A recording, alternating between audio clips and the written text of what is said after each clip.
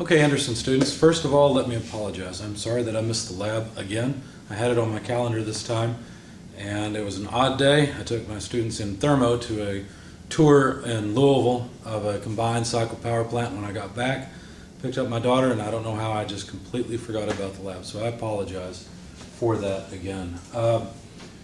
There were several things I wanted to talk to you about, several things I felt that you really needed to know. Number one, let's talk about the exam. There will be a final exam in the class.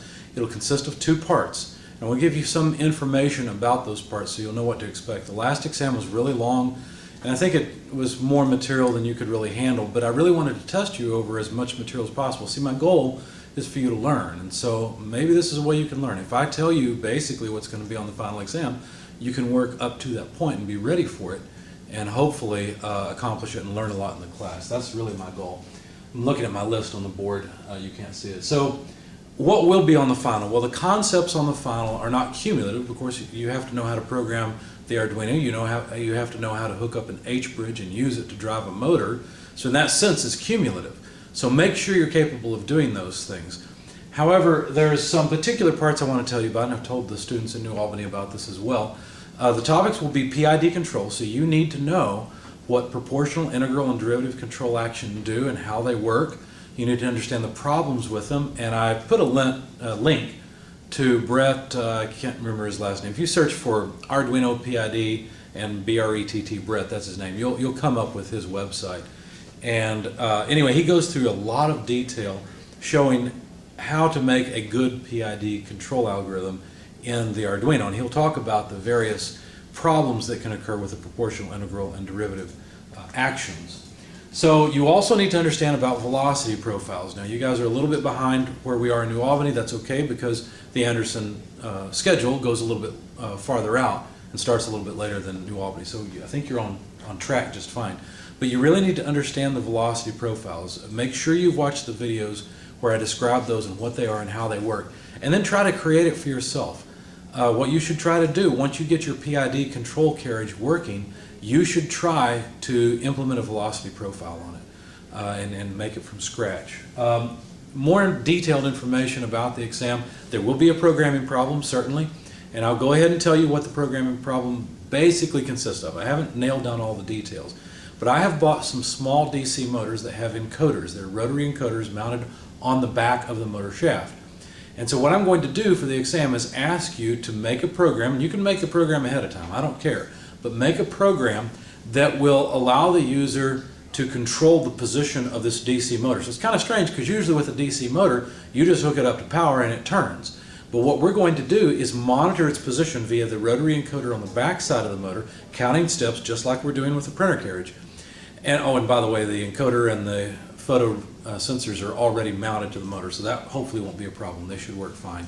But anyway, you'll have to count tick marks on the encoder as the motor turns and be able to move the motor to any particular position that's commanded. So it's a rotary thing, so one of the students asked today in the mechatronics class here in New Albany, they said, well, do we need to be able to move, say, a half a degree, or are we supposed to move, say, 2 or 3 revolutions? Well, yes, all the above. Think about it. And I'm not going to tell you ahead of time how many counts there are for one complete rotor or encoder rotation. You'll have to leave that as a variable in your program. But if you wanted to rotate one time, well, then just move forward by the number of transitions on the encoder. If you want to move 2, just move twice that, right? So moving more than one rotation is really not that big of a deal. So what you really need to do, now let me back up, I'm not going to ask you for a velocity profile type of motion out of your motor encoder. It will just be PID control. But I do want you to understand velocity profile. So there will be a lot of questions about PID control and about velocity profiles in an online Blackboard exam. And it'll be sort of a bunch of questions with multiple choice, true, false, those sorts of things. Maybe a couple fill in the blank, but I doubt it. I haven't written it yet, so we'll both find out. So there's 2 parts of it. There's the online portion with Blackboard, and then there's the programming portion. Of course, you'll submit your program via Blackboard as well. But you should be able to start at this point writing your program to control a DC motor such that it can turn and move to any particular position, any particular encoder position that you command. It's actually a simpler problem than the carriage that we've been working on in our project. Let's see, beyond that, I need to know a final exam date for you guys. It will of course be after I've given the exam here in New Albany. The Anderson semester runs for about a week after the New Albany semester, so your all's exam week is after ours, the very next one in fact. But I want to know what's convenient for you guys, because my plan is to travel up to Anderson, as I did for the midterm exam, so I can be there with you and hopefully help you if you encounter any trouble. And by the way, another quick hint on the exam question, you need to know how to use an H-bridge. So make sure that you can hook up an H-bridge and drive a DC motor forward or backward or however you want to. Make sure you're capable of doing that. Beyond that, you guys haven't had me before as an instructor, so let me tell you about something I do. It's a little bit different. I want you to learn. That is my central goal. And in doing that, I know that I'm not going to teach each class perfectly, but I will teach the class again and I want to teach it better next time. The most important information I can gather is your feedback. So I basically bribe you for your feedback. So you can only earn 95 points on the final exam. The other 5 points of your exam grade out of 100 comes from filling out the course evaluation. So what is that? If you've never done it before, you go to www.purdue.edu/eval. At least that was the last address. They should send you an email that you can just click the link and evaluate this course. Good, bad, ugly, I don't care. Please evaluate this course. Tell me what you think of it. I would like to hear what you like, but if you say, oh, it was a great course, don't change anything, that doesn't really help me because I know there are things that need to be changed. If you say this is a horrible course, I hope I never see you again in my life, I'm sorry it was so bad, but again, that doesn't help me. So I'm looking for feedback, suggestions of what should I do. One of the things I plan to do for your information is find a printer platform that's standard. There's actually a recycling company in Louisville that I'm sure collects tons and tons of inkjet printers. So if I can find one particular model where I could get to know that model inside and out, we wouldn't struggle so hard figuring out how to make the encoders work, and that would save us a lot of time. So that's one of the things I'm definitely going to implement as an improvement for next semester. But anything else that you've thought of that you think would be a good idea, that would have helped you, please let me know. I would really appreciate your feedback. And by the way, I will not know who said what. That's all anonymized by Purdue.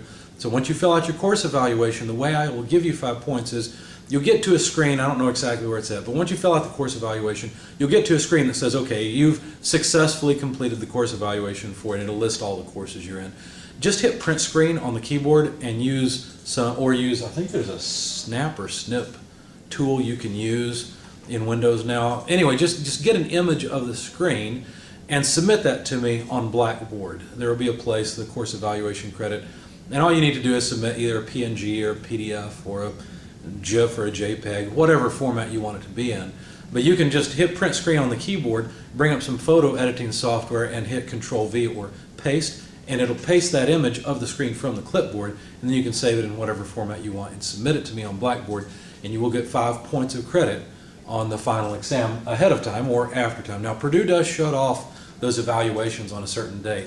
So I'm going to put a due date on the course evaluation assignment that matches that date. But remember, you got to fill it out. You can't wait till the last day, fill it out, and then 5 minutes after Purdue cuts it off, try to submit it. It won't work. So make sure you get that filled out ahead of time.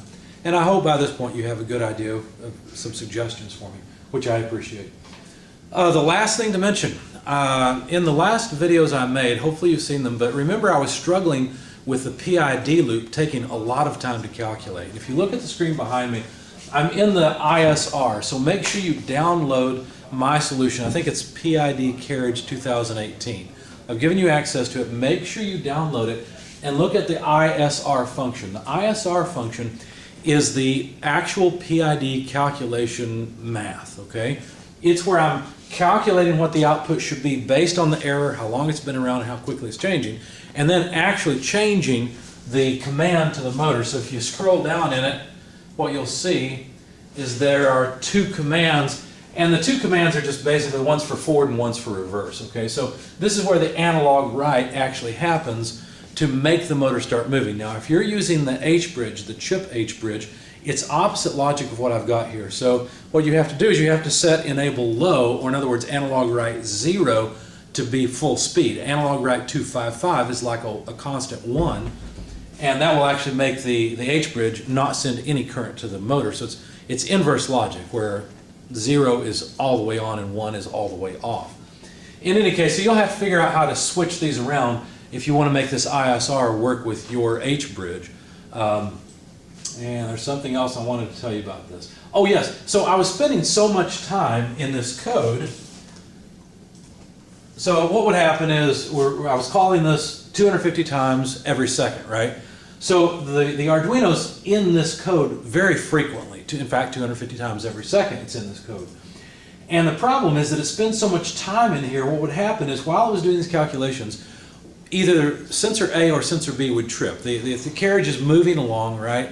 And so the other interrupt service routines are supposed to be triggered when, sensor A, for example, in the encoder goes high or low, whenever it changes. And the problem is that it was in the middle of this. Well, what the Arduino does is once it goes into any interrupt, doesn't matter what kind it is, but when it goes into an interrupt, it disables all other interrupts. It doesn't mean it misses them. There's a difference. What it does is it just doesn't go into any other interrupt code. It stays in this interrupt until it's done, goes out, and if an interrupt occurs while it's in this interrupt code, so a separate interrupt, right? So this is the timer interrupt. If sensor A or sensor B on the encoder are triggered and we need to go into that interrupt service routine to increase or decrement the count for the position, well, what it'll do is it'll set a flag, right? So it's in here doing all this work. It notices, okay, something happened, A or B changed. That sets a flag, no big deal, I'll take care of it later. Once it's done with this, it goes out, it looks at what flags were set during this time, and then goes directly to those interrupts. Now here's the problem. Let's say we're taking so much time in this code that sensor A is triggered a couple times. Maybe it goes on, it goes off, it goes on, it goes off. Well, what happens is the flag that says, hey, this input is changing, is only set once. It's not set to represent the number of times that that pin changed state. And so what happens is we get out of this routine, this timer-based interrupt routine, and find out, well, the flag's on, okay, go to the code and deal with it. Well, the problem is, really the flag had been tripped multiple times, so we've missed counts. So in a mechanistic way, that's how we can miss counts. Here's the trick. This is usually bad practice, but I know that my two other interrupts, I know that the interrupts that deal with sensor A and sensor B on the encoder, I know that those are very fast. I'm not worried about their speed. So what I've done is as soon as I go into this timer-based interrupt, which I know I'm going to spend a lot of time in, I re-enable the interrupts. So what that means is that this code that interrupted the main code can itself be interrupted. Now this can be a big problem because if this code can be interrupted, it goes somewhere else, and say that code's interrupted, comes back here, you can end up with an infinite level of interrupts and your processor just basically locks up or behaves unpredictably. However, I know that those other two interrupts have to happen. They're critical. I can't afford to lose position. And so it's critical that I interrupt this calculation interrupt, to go and keep track of where the carriage is, then come back here and continue with the calculation. And it works great now. So I could probably actually increase the frequency of calculation here. I could probably go up to 500 hertz or 1,000 hertz as I'd planned originally. And what will happen is, as soon as we come in here, if one of the sensors, A or B, in the encoder are triggered, it'll go take care of it, come back here and continue. So that was a trick that, like I said, it's, there's general rules of thumb. One of them is don't interrupt an interrupt. But you can do it if you need to, and this is a good demonstration of a time when it's valid to interrupt this timer-based interrupt. So that was the last trick, and now I demoed it for the students in New Albany. I'm sorry I don't have it set up. I had to give my setup to one of the student groups because their encoder stopped working. So anyway, I demoed it for them, and I basically just had the carriage going back and forth as quickly as possible under PID control, and it never lost count, ever. It was rock solid. So that's the last trick I will suggest to you. If you download the code on Blackboard now, I put a date on it, and whenever it was, that's when I think it was the 24th. But that's the most recent version of my code, and I would highly recommend you download it. You need to study it, you need to get your printer working, and you really need to understand all the details in all that code. I know it seems like a lot, but the key is studying the ISR, that is the PID loop calculator, and then also studying the main code in PID_carriage_2018. And remember, what I've done in the loop area, I've got several different sections in the loop area that are just commented out. And you can uncomment each section, download it, and see what it does. Now, you should always, look at the code and see if you can figure out what it's going to do. Figure out what it's supposed to do. Now, make sure, there's a couple things you need to check on. Make sure that the pin assignments are correct. Several of the students are using different pin numbers than I'm using. They're just downloading my code and thinking it should work. Well, it doesn't work that way, right? I've got my encoder A and B pins on 2 and 3. Now, you probably have it set that way as well because 2 and 3 are the only 2 pins that can be interrupted, right? So actually it's 0, 1, 2, and 3. But 0, 1 are used for communication to the computer and for programming. So we usually leave those alone. So you probably have encoder pins A and B on 2 and 3, but you may or may not be using pins 4 and 5. And you may not be using them in the same order I am. So in my case, my enable pin is pin 5, my motor direction pin is pin 4. Yours may be different. Make sure you check that. Also, if you're using the H bridge, that's the individual chip, as I said, for you in any analog write like this one right here, you probably can't read that, but this is an analog write enable pin 75. Yours would be different, right? Because for me, 75, for me, enable at 0 means no ons. In other words, don't turn the motor on at all. What it means is that we're not sending any pulses to the motor. Now, if I set 255 here, that would be pulses always on, essentially. But at 75, that's not off, but it's certainly not on. It's just a little bit on, okay? In your case, 255 is off. So for you to set an equivalent of 75, you would set 255 minus 75, okay? Whatever that is, what would that be? 180 is what you would set, okay? And that would give you the same effort out, or the same pulse width modulated signal to your individual H-bridge chip. That's similar to what I'm doing with the motor shield. I didn't use that chip because I was trying to get through the programming and make sure I got it done, but probably what I'll do now in the next couple of days excuse me, is make another version of this that uses the H-bridge chip itself, so you see that it can be done. I know it can be done, it's just sometimes students lose confidence unless they see someone else do it. So anyway, so you should make sure you start at the beginning of the code. Don't just try to run it in PID mode, it won't work. You need to get everything set up. So it's set up so that each section of code is basically just one more step. It's learning one more thing about the system so that when you finally implement the whole thing, it should work. Anything else? I think that's it for now. If I think of anything else, I'll turn the video camera back on. Again, I apologize. I did send everyone an email. I don't want to lose that lab time. I don't want to lose getting with you and helping you. I hope you guys met. I hope you made significant progress. I really want to meet with you guys, say, on a Monday. Now, this coming Monday, if I remember right, your class time conflicts with another class that I have is Thermo 2, and I have to give an exam back that day and explain to them, solve the exam, which will take the bulk of the class. So the following week, however, the following Monday, and let's see, when will that be? Today is Thursday, the 29th. So Friday the 3rd, okay, so Monday the 3rd is my last day of classes here. So Monday the 10th could be a makeup day. I really need you guys to give me feedback and let me know if that will work, because I'm open the whole day on the 10th. Anytime that day will work for me if it'll work for you. And I'm thinking that Monday would work because you guys already have this class scheduled for Monday. So maybe we could go to the lab that day and I can give you guys some more hints and help you along. Anything else? If you want to meet with me via WebEx, please let me know. I'd be glad to meet with you individually, help you out. Anything you don't understand, I want to take the time so that you learn. Like I said, that's my main goal. So let me know what I can do to help you. Again, I'm sorry I missed the lab, and I hope to see you guys soon.